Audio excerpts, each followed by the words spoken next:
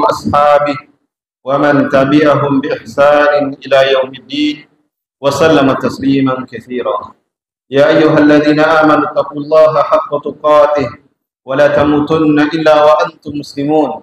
يا أيها الناس اتقوا ربكم الذي خلقكم من نفس واحدة وخلق منها زوجها وبث منهما رجالا كثيرا ونساء واتقوا الله الذي تساءلون به والأرحام إن الله كان عليكم رقيبا.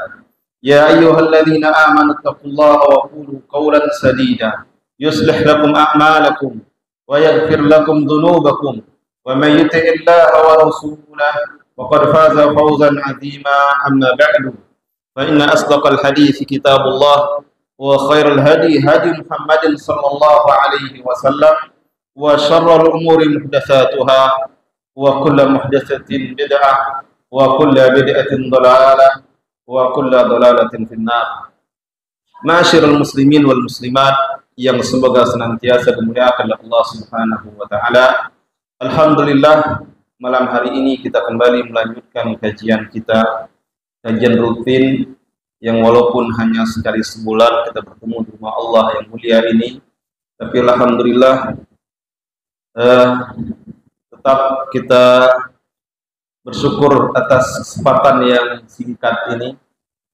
Maka malam hari ini kita kembali melanjutkan membaca kitab Matan Abi Syuja', salah satu kitab fikih ringkas yang ditulis oleh salah seorang ulama kita dengan mazhab Syafi'i yang beliau dikenal dengan Al-Imam Al-Qadi Abu Syuja' Asy-Syafi'i.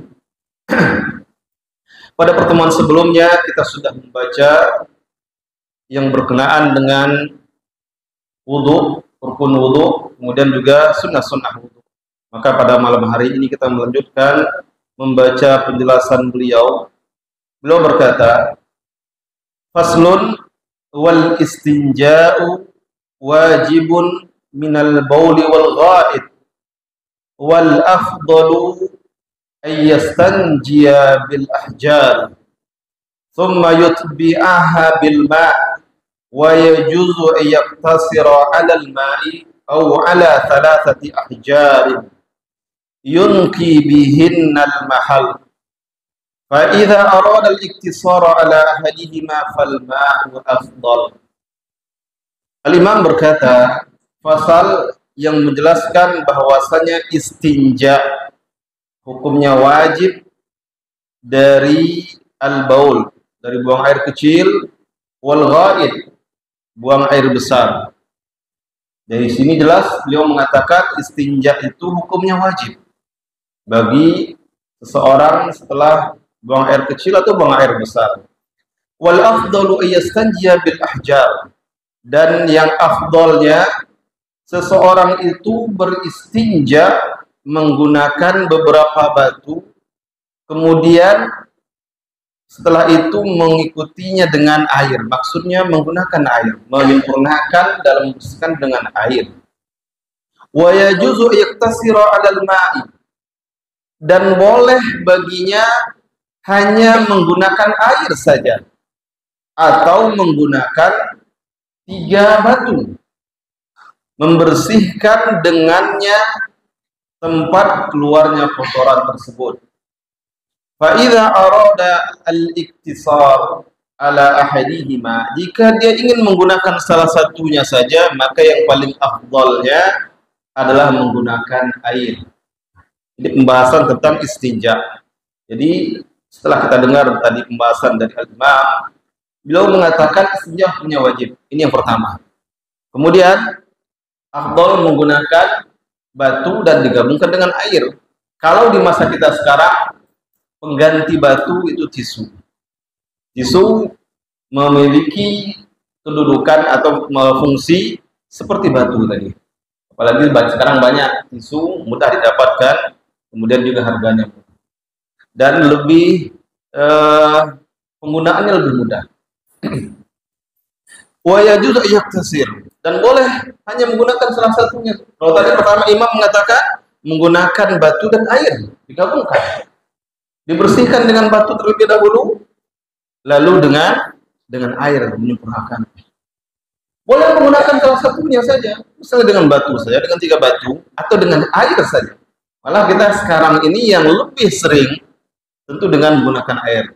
Maka malah saking terbiasanya kita dengan air, dengan menggunakan batu tidak terbiasa kita. Akan tapi imam mengatakan kalau hanya menggunakan salah satunya, maka yang paling utama menggunakan air. Di antara dalil-dalil pendapat atau perkataan beliau ini, yang pertama hadis yang diriwayatkan oleh Al-Imam Al-Bukhari dan Muslim. Hadis riwayat Bukhari dan Muslim dari Anas ibnu Malik radhiyallahu anhu, beliau berkata, "Kana Rasulullah sallallahu alaihi wasallam yadkhulul khala." Adalah Rasulullah sallallahu alaihi wasallam masuk ke khala. Khala itu tempat yang biasa digunakan untuk buang hajat, baik air kecil maupun air besar.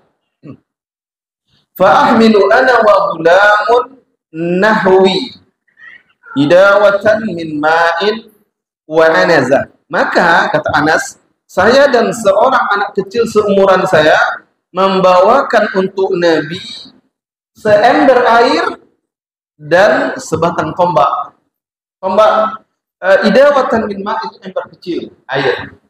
Kemudian anazah tombak tapi yang pendek. Jadi kalau orang-orang dahulu senjatanya seperti itu, pedang, panah, tombak yang panjang, kemudian tombak yang pendek, kemudian ada belati, sangkur.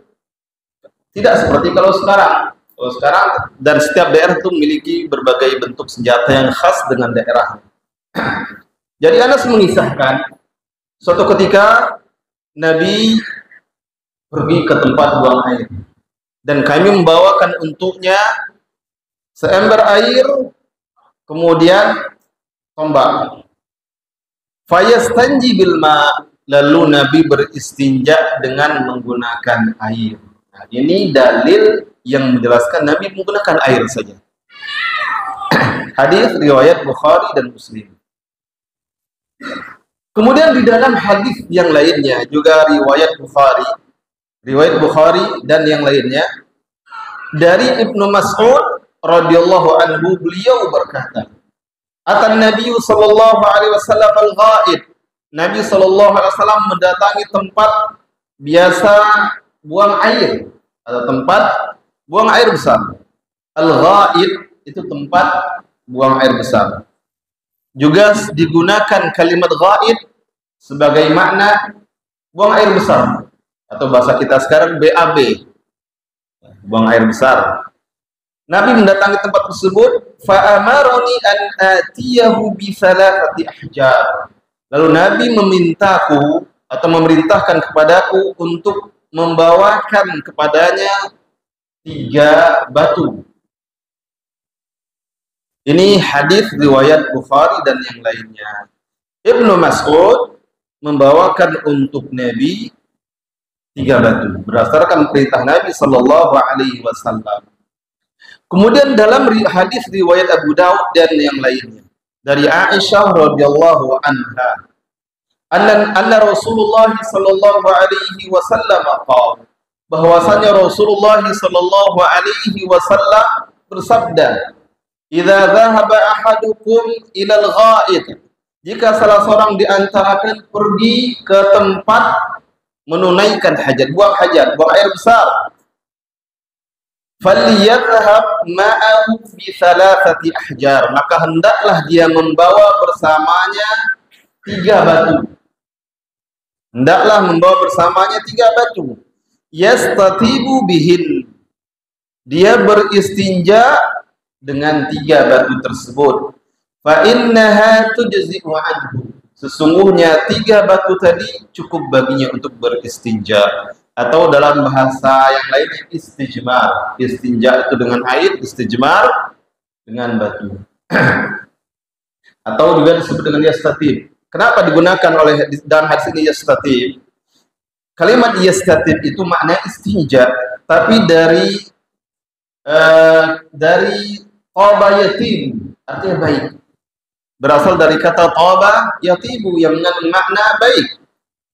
seseorang ketika dia beristinja, membersihkan dirinya dari kotoran, sisa-sisa kotoran yang menempel, maka membuat dirinya bersih, baik dari najis yang keluar.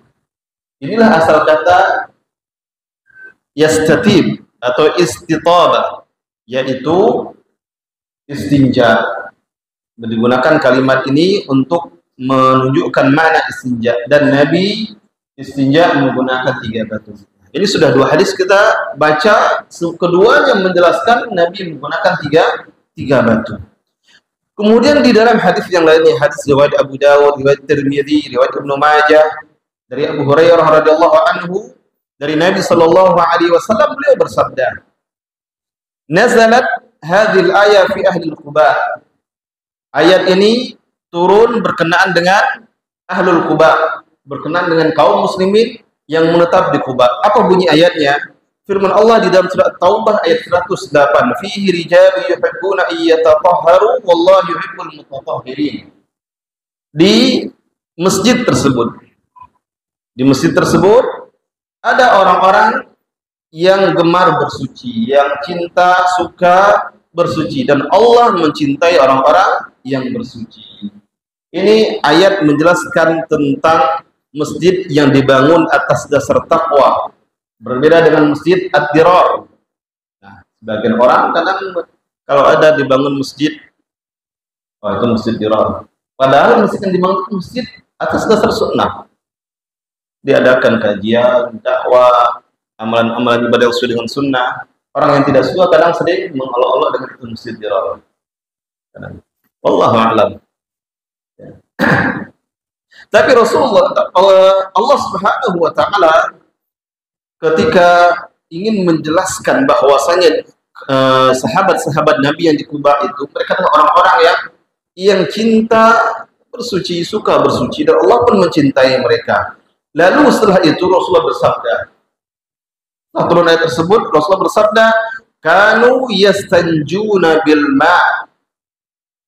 Dahulu mereka itu beristinja dengan menggunakan air. Fanazalat fihim hadhil ayat. Maka turunlah ayat ini. Jadi sahabat-sahabat yang di Quba, mereka juga biasa beristinja atau bersuci dengan air. Nah, ini beberapa dalil, semuanya menjelaskan kepada kita istinja itu boleh dengan 3 batu dan boleh juga dengan menggunakan air, dan lebih sempurna lagi menggabungkan keduanya. Salah satunya boleh, lebih sempurna lagi menggabungkan keduanya. Adapun 3 batu tadi, 3 batu itu minimalnya, minimal 3 batu. Seandainya dengan 3 batu masih belum bersih, maka boleh ditambah lebih. Tapi minimal 3 batu cukup. Begitu juga kalau menggantikan batu dengan yang lain, dengan tisu, maka dengan menggunakan tisu 3 kali atau 3 lembar tisu itu boleh. Ya. Tapi kita tidak terbiasa menggunakan tisu, tidak nyaman karena tidak terbiasa. Maka sempurnakan, lengkapi dengan air, bersihkan kembali dengan air. Apalagi kita hidup di daerah yang air mudah. Syariat ini akan terasa bagi kita hikmahnya, mudahnya ketika kita mengalami atau berada di tempat-tempat yang air tidak ada. Contoh saja, buang air kecil kita dalam perjalanan, cuma ada sisa air sedikit, dan untuk minum. Pilihannya, kalau digunakan air tidak ada stok minum. Maka ketika ada tisu di kendaraan kita, di mobil, kita gunakan tisu. Atau kalau kita dengan motor tidak ada tisu, gunakan daun-daun. Tapi jangan salah, sebagian daun kadang ada berbahaya. Apalagi membersihkan sisa-sisa buang air kecil di alat vital kita berbahaya. Nah, dioleskan pula di situ daun yang ternyata ada bulu kecil di daun-daun. Sebagian daun tanaman jika mengenai kulit menyebabkan efek gatal, perih, dan sebagainya. Tetap mungkin harus mengenal, harus tahu juga tanaman-tanaman itu berbahaya atau tidak. Itu penting bagi kita ya, yang tinggal di daerah-daerah yang memang Kadang ada kalanya butuh, seperti yang ke kebun, tidak ada air bersih, tidak ada, kadang bawa air kecil, jauh tidak ada air, mau tidak mau harus menggunakan. Kalau tidak bersuci, maka terkena ancaman bahwasanya di antara salah satu sebab seseorang itu diazab di kuburnya, tidak menjaga, tidak bersuci, tidak menjaga kebersihan ketika buang air kecil. Sebagian orang kadang tidak merasa takut, entah karena tidak paham atau tidak takut. Buang air kecil, cari pohon sawit, buang air kecil langsung saja tanah dia ditutup lagi, tidak bersuci dan sebagainya. Ini naudzubillah seperti ini bisa menjadi salah satu sebab disiksa di kuburnya. Dari beberapa hadis tadi jelas Rasulullah pernah menggunakan air, pernah menggunakan 3 batu. Nah, ini bagaimana cara Rasulullah Sallallahu Alaihi Wasallam beristinja. Kemudian Al-Imam Al-Qadi Abu Syuja melanjutkan perkataan beliau, wa yajtanibu istiqbal al-qiblati wa istidbaraha fi sahra. Dan ketika buang air, ketika buang hajat, hendaklah seseorang itu menghindari menghadap kiblat atau membelakanginya ketika dia berada di tempat terbuka, berada di tempat terbuka. Kenapa digunakan oleh Imam Sahra? Karena sesuai dengan kondisi mereka di tempat terbukanya sahra. Kalau kita tempat terbukanya di hutan, di tempat-tempat terbuka, bukan di bangunan yang dikhususkan. Apa dalilnya? Banyak dalil yang menjelaskan masalah ini. Di antaranya sabda Rasulullah sallallahu alaihi wasallam yang diriwayatkan oleh Imam Al-Bukhari wa Muslim, Imam Bukhari dan Muslim, dari Abu Ayyub Al-Ansari radhiyallahu anhu. Dari Nabi sallallahu alaihi wasallam, beliau telah bersabda, "Idza ataitumul gha'it," jika kalian mendatangi tempat yang digunakan untuk buang hajat. Ini bukan tempat yang dibangun, tempat yang terbuka, tapi kadang-kadang orang-orang dahulu buang hajatnya ke sana. Kalau di daerah-daerah Timur Tengah itu tidak terlalu bau seperti itu. Buang hajat sekarang berapa jam udah hilang. Ada cuaca panas, kering. Kata Rasulullah, "Idza ataitumul gha'ita fala tastaqbilul qiblah wa la tastadbiruha." Jika salah seorang atau jika kalian mendatangi tempat buang hajat, ingin buang hajat, ingin buang air besar atau air kecil, janganlah kalian menghadap ke kiblat atau membelakanginya. Jangan menghadap ke kiblat dan jangan pula membelakanginya. Kalau di kita di sini menggunakan arah, ya jangan menghadap ke barat. Tapi enggak pas juga kalau ke barat, itu agak miring. Lakin syarriku aw gharribu. Rasulullah menyebutkan akan tapi hadaplah ke timur atau ke barat. Jadi ketika Rasulullah berada di Madinah, menghadap ke timur, menghadap ke barat itu tidak menghadap ke kiblat dan tidak membelakangi. Karena dari Madinah menghadap ke kiblat itu berarti menghadap ke selatan. Menghadap ke selatan itu menghadap ke Mekah. Dari Madinah ke Mekah menghadap ke selatan. Dan menghadap ke Syamnya menghadap ke utara. Menghadap ke barat, menghadap ke timur, maka tidak menghadap atau membelakangi kiblat. Oleh karena itu Rasul mengatakan, "Walakin syarriku aw gharribu." Akan tapi menghadaplah ke timur atau ke barat. Kalau dari tempat kita berbeda, menghadap ke timur atau ke barat agak membelakangi kiblat jadinya, walaupun agak melenceng sedikit. Nah, ini berdasarkan posisi, tentu setiap tempat agak berbeda jadinya. Tidak, sabda Rasulullah ini yang ketika di akhir hadis beliau mengatakan walakin syarriku gharribu, maka ini sesuai dengan posisi kota Madinah ketika itu. Kota Madinah berada di utara Mekah. Kalau baratnya Mekah dan timurnya Mekah itu tidak menghadap, timurnya Madinah dan baratnya Madinah tidak menghadap ke Mekah atau Ka'bah. Oleh karena itu sahabat diperintahkan menghadap ke timur atau ke barat. Dan ini Ini sebagaimana disebutkan oleh para ulama, wa khassa dzalika bis-sahra. Rasulullah mengkhususkan itu jika itu berada di sahra, tempat yang terbuka, dan hal-hal tempat-tempat yang semakna dengan itu, di hutan, di semak belukar, sama. Tempat terbuka yang tidak tertutup atau tidak dibangun, tidak ada dinding dan sebagainya, maka tidak boleh menghadap ke kiblat dan tidak boleh membelakanginya. Tidak boleh menghadap ke kiblat dan tidak boleh membelakanginya. Kecuali tempat-tempat yang memang dibangun, ada dindingnya, maka di sini ada khilaf di antara para ulama. Seperti kalau kamar mandi, apalagi ada atapnya. Tentu hal yang seperti ini, di sini ada khilaf di antara para ulama, maka yang kuat menyatakan boleh. Di tempat-tempat yang tertutup boleh. Termasuk di sini imam mengatakan jangan menghadap ke kiblat fis sahra, ketika di tempat yang terbuka. Maka ketika itu berada di tempat yang khusus tertutup dibolehkan, tapi makruh hukumnya menurut pendapat atau mazhab Syafi'i. Kemudian juga di antara dalilnya, di antara dalil yang menunjukkan itu khusus di tempat yang terbuka dan di tempat yang tertutup, tidak apa-apa menghadap ke kiblat atau membelakanginya, adalah hadis riwayat Bukhari dan Muslim dan yang lainnya dari Ibnu Umar radhiyallahu anhuma. Ibnu Umar berkata, irtaqaitu fawqa dhahri baiti Hafsah. Saya naik ke atap rumah Hafsah. Jadi Ibnu Umar pernah naik ke atap rumah Hafsah untuk suatu kebutuhannya. Fara'aitu an-nabiyya sallallahu alaihi wasallam yaqdi hajatahu.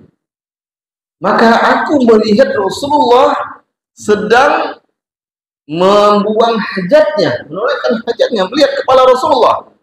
Jadi terlihat tidak sengaja Ibnu Umar naik ke atas atap. Jadi dahulu itu WC tidak mesti harus pakai tutup, tidak dalam rumah, tapi dibuatkan WC di atas tidak tertutup.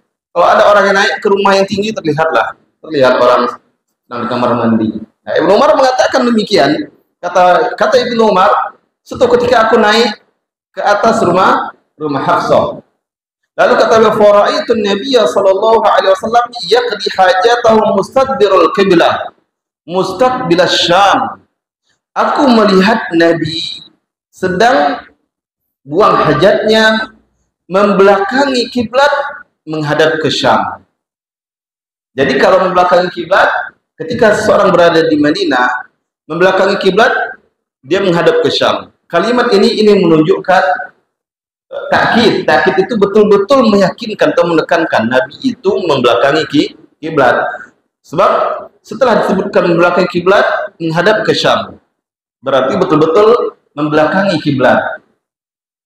Itu karena posisi kota Madinah berada antara Mekah dan Syam, di tengah-tengah. Mekah di bawah, kalau kita lihat peta, Mekah di bawah, kemudian atas Madinah, di atasnya lagi Syam. Palestina, Lebanon, Suriah, itu Syam. Kata Ibnu Umar, saya melihat Nabi sedang buang hajatnya dan beliau membelakang kiblat menghadap ke Syam. Nah, hadis ini dipahami, hadis yang pertama dipahami bahwasanya ketika seseorang buang hajatnya di tempat yang tidak dibangun khusus untuk buang hajat, maka dia tidak boleh membelakangi kiblat atau menghadap kiblat. Sedangkan ketika berada di tempat yang dibangun tertutup, maka dia boleh. Boleh berarti bagaimana? Berarti kalau dibangun tidak membelakangi kiblat itu lebih bagus. Rata-rata kan tetap ketika membangun kamar mandi, WC dibuat jongkokannya WC itu tidak menghadap kiblat dan tidak membelakangi kiblat. Walaupun sebenarnya dalam masalah ini tidak apa-apa. Tidak apa-apa dalam masalah ini. Dan hadis yang kedua tadi dipahami oleh para ulama bahwasanya itu ketika berada di dalam rumah, dalam toilet, dalam WC, maka tidak apa-apa membelakangi atau menghadap ke kiblat. Kemudian Al-Imam Al-Qadi Abu Syuja kembali melanjutkan penjelasan beliau. Setelah beliau mengatakan ketika seseorang itu buang hajatnya, hendaklah dia menghindari menghadap ke kiblat atau membelakanginya, terutama ketika berada di tempat terbuka yang tidak dikhususkan, bukan dibangun khusus untuk buang hajat. Ketika seorang berada di kebunnya atau di perjalanan dan turun, misalnya tidak tahan lagi mau cari WC atau cari masjid tempat singgah atau mencari rest area, tidak sempat lagi. Nah, mungkin turun cari tempat yang sunyi lalu buang hajat, berarti tempat yang tidak dikhususkan. Maka ketika itu kata Imam, hendaklah tidak membelakangi atau tidak menghadap kiblat. Kemudian beliau berkata, wa yajtanibul baula wal gha'ita fil ma'ir raqid. Dan hendaklah seseorang yang buang air kecil atau buang air besar menghindari untuk membuangnya di air yang diam, air yang tergenang. Al-ma'ur raqid, air yang tidak mengalir, air yang tergenang, air yang diam. Tidak boleh buang hajat di situ. Kemudian wa tahta syajarah, tidak boleh juga buang hajat di bawah pohon. Tidak boleh buang hajat di bawah pohon. Wa fi tariqi dhil, wa fi tariqi wa dhil, dan tidak boleh juga di jalan dan di bawah naungan tempat orang biasa bernaung. Wa thuqbi, kemudian juga tidak boleh di celah-celah tanah. Tanah ada yang bercelah dan sebagainya, tidak boleh. Wala yatakallamu 'ala al-bauli wal gha'ib, dan tidak boleh berbicara ketika buang hajat. Ketika buang air kecil, bercerita pula dengan teman WC di sebelah. Buang hajat tidak boleh. Apalagi di sebagian tempat buang air kecil itu hanya dibatas sedikit. Berdiri sambil buang air kecil cerita dengan kawan sebelahnya. Nah, ini tidak dibolehkan. Wala yastaqbilu syamsa wal qamara wala yastadbiruhuma, dan tidak boleh membelakangi matahari dan bulan, dan tidak pula tidak boleh menghadap matahari dan bulan, dan tidak pula boleh membelakanginya. Apa saja dalil dari perkataan Al-Imam Al-Qadi Abu Syuja ini? Ketika beliau mengatakan menghindari untuk buang air kecil, buang air besar di air yang tergenang. Apa dalilnya? Di antara dalilnya sabda Rasulullah sallallahu alaihi wasallam yang diriwayatkan oleh Imam Muslim dan yang lainnya dari Jabir radhiyallahu anhu.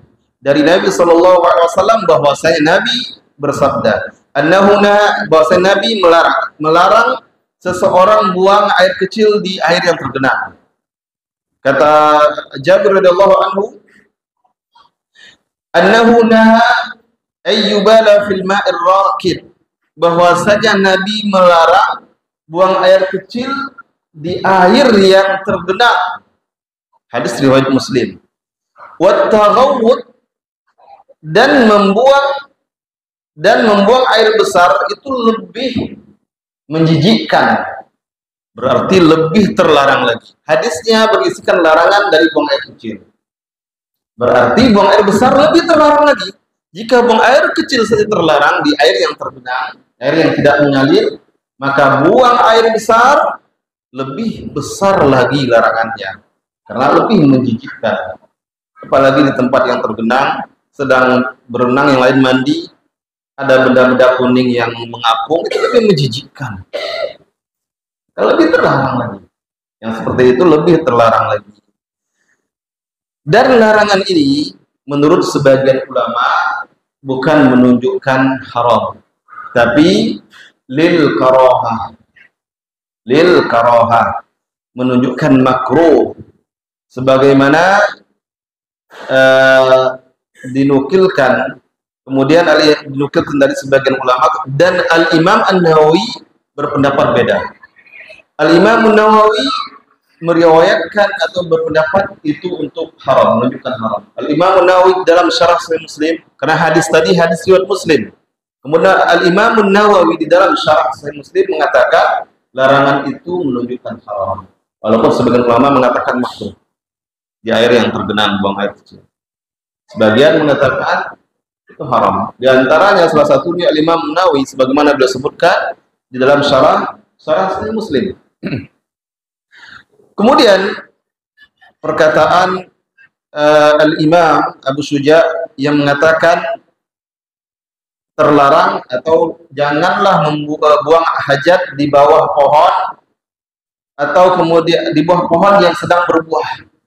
Pohon yang berbuah. Beliau mengatakan tahta syajaratil musmirah, pohon yang menghasilkan buah. Dan juga di jalan dan di tempat manusia biasa bernaung. Di jalan umum tak boleh.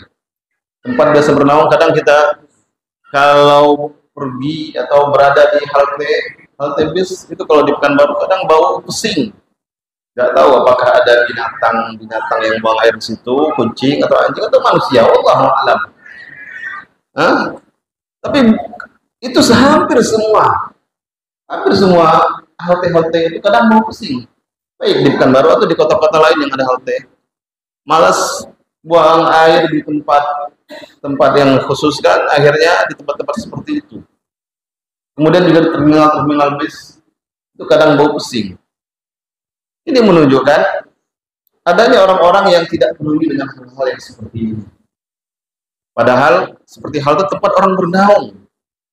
Tempat orang bernaung, berteduh, menunggu kendaraan yang akan ditumpanginya. Menunggu di situ. Kadang baunya tidak sedap. Nah, Rasulullah Shallallahu Alaihi Wasallam di dalam hadis riwayat Muslim mengatakan, hadis ini dari Abu Hurairah radhiyallahu anhu, Nabi bersabda, ittaqul la'anain, hindarilah, takutlah kalian dari la'anain. La'anain itu apa? Para sahabat bertanya, man la'anani ya Rasulullah? Apa yang kau maksud dengan la'anani ya Rasulullah? Karena Rasulullah mengatakan, ittaqul la'anain, takutlah kalian atau hindarilah oleh kalian dua la'an. Sahabat bertanya, apa yang kau maksud dengan la'anani ya Rasulullah? Apa kata Rasulullah? Alladhi yatakhalla fi tariqin nasi aw fi dhillihim. Yaitu orang yang buang air, buang hajat di jalan yang biasa dilalui oleh manusia atau di tempat manusia biasa bernaung, berteduh. Karena kedua perbuatan ini akan mengundang laknat dari orang-orang yang menggunakannya. Coba kalau kita jalan tiba-tiba ada kotoran bau, siapalah yang buang? Nah, muncul sumpah serapah dari orang.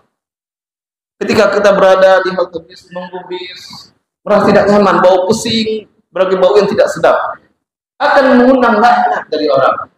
Maka Rasulullah mengatakan, ittaqu al-la'anain. Al-la'anain itu dua perkara yang akan mendatangkan laknat, baik dari orang maupun dari Allah Subhanahu wa taala. Yang jelas orang-orang yang merasa tidak nyaman, terganggu, akan melontarkan sumpah serapahnya. Walaupun tidak tahu siapa yang melakukannya, orang akan berkata, siapalah ini? Kayak binatang aja. Kadang keluar ucapan-ucapan yang seperti itu. Maka Rasulullah memerintahkan agar tidak melakukannya. Rasulullah mengatakan kedua perkara tersebut adalah buang hajat di jalan yang biasa dilalui oleh manusia atau di tempat biasa orang bernaung. Kalau dahulu biasa bernaung di bawah pohon-pohon yang rindang yang ada di pinggir jalan. Itu biasanya kadang-kadang orang-orang yang dalam perjalanan jauh kalau lelah, itu sebagai rest area-nya. Berteduh beberapa saat, beberapa waktu istirahat sebelum melanjutkan kembali perjalanannya. Tentu yang seperti ini rasanya sangat tidak nyaman kalau berada di tempat tersebut lalu tercium aroma-aroma yang tidak sedap. Maka Rasulullah melarangnya. Kemudian Al-Imam juga mengatakan tidak boleh buang hajat di as-suqub. Suqub itu apa? Yaitu bagian-bagian tanah yang ada celahnya dan sebagainya. Sebagaimana dalam hadis riwayat Abu Daud dan yang lainnya dari Abdullah bin Sarjas radhiyallahu anhu, beliau berkata, "Nah Rasulullah sallallahu alaihi wasallam an yubala fil juhri." Rasulullah melarang untuk buang air kecil fil juhri. Juhri itu lubang atau celah yang ada di bumi, yang ada di tanah. Wa huwa thuqub fil ard. Lubang-lubang yang ada di tanah, lubang-lubang yang ada dalam beberapa penjelasan atau beberapa riwayat boleh jadi itu tempat tinggal makhluk Allah dari bangsa jin. Jadi kan tempat tinggal mereka, tempat istirahat mereka. Sedang anak-anak tidur, tiba-tiba mengucur air yang bau tidak sedap, ya marah mereka. Maka itu salah satunya, dilarang buang air kecil di lubang-lubang tanah, celah-celah tanah, dilarang oleh Rasulullah Sallallahu Alaihi Wasallam. Kemudian Imam mengatakan wala yatakallamu 'alal bauli wal ghaid. Dan janganlah orang yang buang air kecil, buang air besar itu berbicara ketika buang air. Ketika buang hajatnya, tidak diperkenankan untuk berbicara, tidak diperbolehkan. Itu adabnya seperti itu. Buang air kecil, apalagi di tempat yang hanya terbatas, kadang sibuk pula dengan teman berbicara. Selesai buang air, membicarakan, merencanakan setelah itu kemana lagi, atau apa lagi. Sibuk berbicara, padahal ini tidak diperbolehkan. Atau yang di dalam kamar mandi, kemudian di dalam WC, orang dari luar memanggil dan sebagainya. Cukup mungkin diberikan isyarat kalau ada orang di dalam. Tidak perlu berbicara. Selain panggil keluarga, ada telepon. Oh ya, angkat dulu, sampaikan ini. Misalnya, bicara panjang lebar. Tidak perlu. Cukup beri isyarat, beri kode ada orang di dalam kamar mandi dan sebagainya. Karena Rasulullah Sallallahu Alaihi Wasallam di dalam hadis riwayat Muslim dari Ibnu Umar radhiyallahu anhu, anna rajulan marra wa Rasulullah sallallahu alaihi wasallam yaqul, bahwasanya seseorang lewat dan ketika itu Rasulullah sallallahu alaihi wasallam sedang buang air kecil. Fasallama alaihi. Lalu orang tersebut mengucapkan salam kepada Rasulullah sallallahu alaihi wasallam, falam yarudda alaihi. Rasulullah tidak menjawab salamnya. Nah, dari sini para ulama, kalau salam saja tidak dijawab, padahal menjawab salam itu hukumnya wajib. Jika salam ditujukan kepada individu, kepada satu orang, maka wajib bagi orang yang ditujukan salam kepada wajib menjawabnya. Kalau salam itu ditujukan kepada orang banyak, maka wajibnya wajib kifayah. Jika ada salah satu yang sudah menjawab, maka gugur kewajiban dari yang lain. Contoh, kita di masjid ini ramai, tiba-tiba masuk satu orang, assalamualaikum, lalu sebagian yang dekat pintu menjawab waalaikumsalam, gugur kewajiban dari yang lainnya. Tapi kalau hanya ke satu orang, maka yang ditujukan salam kepadanya wajib mengucapkan salam. Rasulullah ketika itu tidak menjawab salam sahabat. Nah, dari sini para ulama mengambil kesimpulan bahwasanya ketika buang air tidak boleh berbicara. Kalau salam saja tidak dijawab oleh Rasulullah, apalagi berbicara hal-hal yang lain. Kemudian di dalam hadis yang lainnya, hadis riwayat Abu Dawud dari Abu Sa'id radhiyallahu anhu, beliau berkata, sami'tu Nabiyya sallallahu alaihi wasallam yaqul, aku telah mendengar Nabi sallallahu alaihi wasallam bersabda, la yakhrujur rajulani yadribani al-ghaid kashifaini an auratihima yatahaddatsan. Janganlah dua orang keluar atau pergi membuang hajatnya dan keduanya auratnya tersingkap dan mereka berbicara, saling berbicara.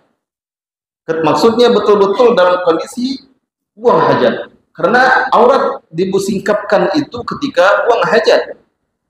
Ketika betul-betul buang hajat. Maka jangan orang ini ketika dalam kondisi seperti itu saling berbicara. Saling berbicara dan teman. Apa kata Rasulullah? Fa innallaha azza wa jalla yamkutu ala dzalik. Karena Allah marah, murka terhadap perbuatan seperti itu. Maka tidak dibolehkan berbicara ketika buang hajat.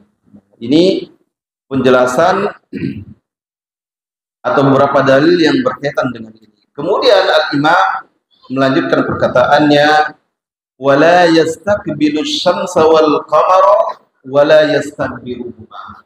Dan janganlah seseorang itu ketika buang hajat menghadap ke matahari dan bulan, dan tidak pula boleh membelakanginya.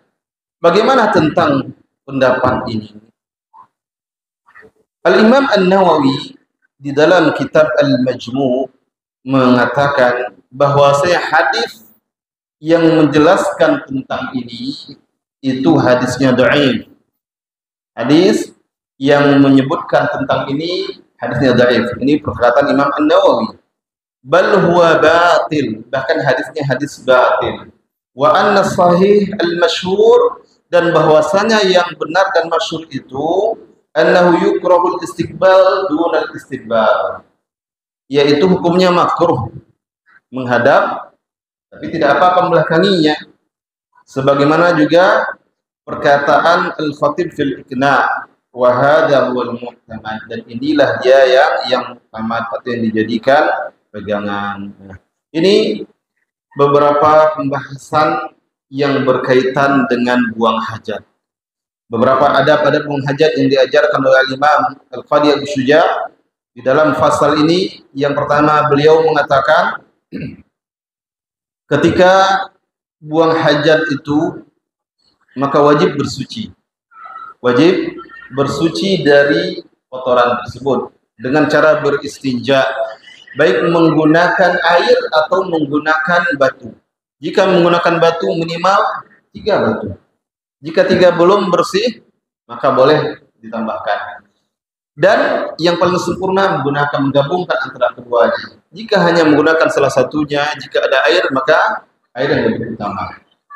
Kemudian juga di antara adabnya, adab buang hajat ini, ketika buang hajat dan berada di tempat terbuka, maka tidak boleh menghadap ke kiblat atau membelakangi kiblat. Tadi hadis-hadisnya sudah kita dengarkan. Sedangkan ketika berada di tempat yang tertutup yang memang dibangun khusus untuk buang hajat, maka tidak apa-apa, tapi afdolnya tetap tidak menghadap atau tidak membelakangi kiblat. Kemudian juga di antara adab buang hajat, tidak boleh buang hajat, buang kotoran di air yang tergenang. Hadis yang kita baca, Rasulullah melarang buang air kecil. Maka para ulama mengatakan kalau buang air kecil terlarang, maka buang air besar lebih terlarang. Kemudian juga di antara adab buang hajat, tidak boleh buang hajat di bawah pohon yang menghasilkan buah. Di sini tidak disebutkan dalilnya.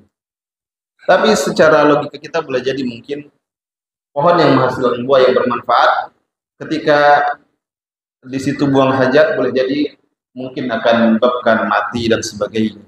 Kira-kira bisa kalau pohon-pohon yang tidak kuat mungkin ya. Pohon-pohon ya. Sebab beberapa tanaman, kotoran hewan yang baru keluar saja tidak boleh, karena panas, akan layu. Beberapa tanaman misalnya kotoran-kotoran ayam yang baru keluar biasanya panas. Nah, akan layu tanaman begini. Cabai dikasih kotoran ayam itu biasanya panas, layu jadi. Bisa selamat, bisa kadang mati. Saking ininya. Makanya sudah masuk waktu Isya. Baik. Jadi kesimpulannya, adab buang hajat. Yang pertama, tidak boleh. Yang pertama wajib beristinja, baik dengan air ataupun menggunakan batu, atau sebagai pengganti batu menggunakan tisu. Dan afdolnya menggabungkan keduanya. Kalau hanya salah satunya, maka yang pertama menggunakan air. Kemudian tidak boleh buang hajat menghadap kiblat atau membelakanginya, terutama ketika berada di tempat terbuka yang bukan dikhususkan. Adapun ketika berada di tempat yang tertutup, maka tidak apa-apa. Sebagaimana hadis dari Ibnu Umar, beliau naik ke atap rumah Hafsah tanpa sengaja melihat Rasulullah sedang buang hajat membelakangi kiblat dan menghadap ke Syam.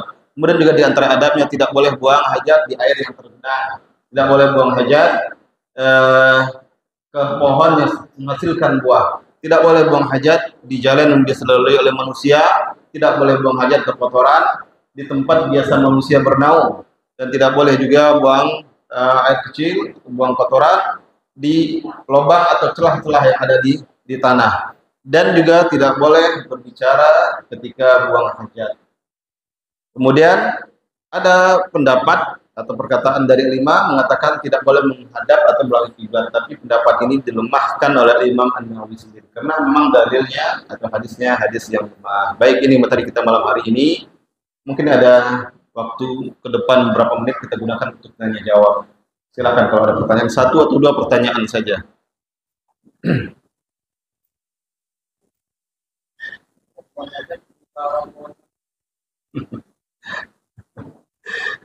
Kalau Bang Hajat di bawah pohon sawit, ya.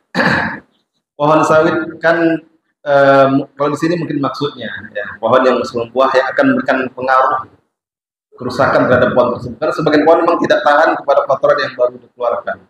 Nah, kalau di bawah pohon sawit mungkin dilihat kondisinya, daruratnya atau apanya bagaimana gitu. Apakah ada masuk larangan-larangan di sini enggak? Misalnya akan mengganggu orang, orang berteduh. Biasanya nanti yang panen sawit merasa mencium bau tidak sedap, terinjak kotoran manusia, bagaimana kira-kira? Kira-kira bagaimana kalau di ada pengaruh enggak? Masuk nggak di sini? Kalau pohon sawitnya dekat dari jalan, menyebabkan bau yang tidak sedap. Tapi di sini yang jelas tadi kita baca an-nahyu bil karahah. Larangannya menunjukkan makruh. Tidak betul-betul kepada haram. Dan berarti yang afdal ditinggalkan, dilaksanakan, tidak dilakukan tidak apa-apa seperti itu. Nah, ini semuanya adab. Kecuali satu tadi yang betul-betul wajib, yaitu bersuci. Itu wajib. Istinja. Adapun yang lain itu adab-adab an-nahyu bil karahah. Larangannya menunjukkan perbuatan tersebut makruh. Jika ditinggalkan berpahala, dilakukan tidak mendapatkan pahala dan tidak berdosa. Wallahu a'lam bishawab. Dilihat saja ya. Kalau sawitnya misalnya kalau dalam buang air hajat itu terganggu orang lain, sebaiknya jangan. Atau kalau mau dekat sawit di perkebunan sawit juga cari yang jauh. Jauh dari jalan. Jangan di pinggir jalan.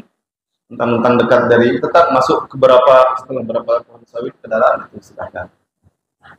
Wallahu a'lam bishawab. Baik, mungkin ada pertanyaan yang lain. Silahkan.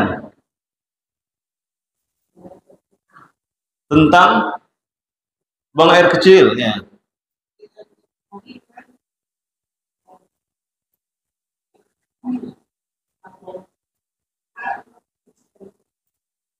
Ya. Kalau memang dalam keadaan mandi, maka kalau memang sudah bersih, bagus. Yang jelas kalau tidak dalam keadaan mandi baru harus beristinja. Dalam keadaan mandi tetap dijadikan bagian dari istinjanya. Ya, mandi sedang mandi ya bersihkan, bukan sekedar siram. Karena kalau mandi kan dibersihkan. Ketika kita buang air kecil, maka sekaligus membersihkannya. Maka itu tidak apa-apa yang seperti itu. Ya. Kalau sedang mandi kita siram ke badan dan juga bersihkan kemaluan kita dari bekas-bekas kotoran tersebut, itu tidak apa-apa seperti itu. Wallahu a'lam bishawab. Karena tujuan asalnya sudah terlaksana, yaitu membersihkan dari sisa-sisa najis tersebut. Kalau di kolam renang, ya, ya. Baik. Ketika berwudu di pertengahan wudhu kentut, ulang dari awal. Ya. Ulang dari awal. Ya. Wudhu lagi kembali seperti itu dari awal. Dan itu pun wudhu pun belum sempurna juga sebetulnya. Ulang dari awal. Wallahu a'lam bishawab. Ya. Saya lebih cenderung pada pendapat yang mengatakan ulang dari awal. Baik. Sudah saya rasa cukup ya. Mungkin ada saudara kita yang hanya mampir mau sholat. Kalau biasanya kan azan, sholat dulu, lalu lanjut. Sekarang karena ada suatu kebutuhan, maka kita di antara azan dan iqamat kita isi dengan jawab. Saya rasa cukup sampai di sini malam hari ini. Mohon maaf atas segala kekeliruan. Semoga apa yang kita pelajari malam hari ini menjadi tambahan ilmu bagi kita dan juga menjadi tambahan pemberat amal soleh kita di sisi Allah Subhanahu wa taala. Wabillahi taufiq wal hidayah wa sallallahu wasallam ala nabiyina Muhammad. Wassalamualaikum warahmatullahi wabarakatuh. Waalaikumsalam.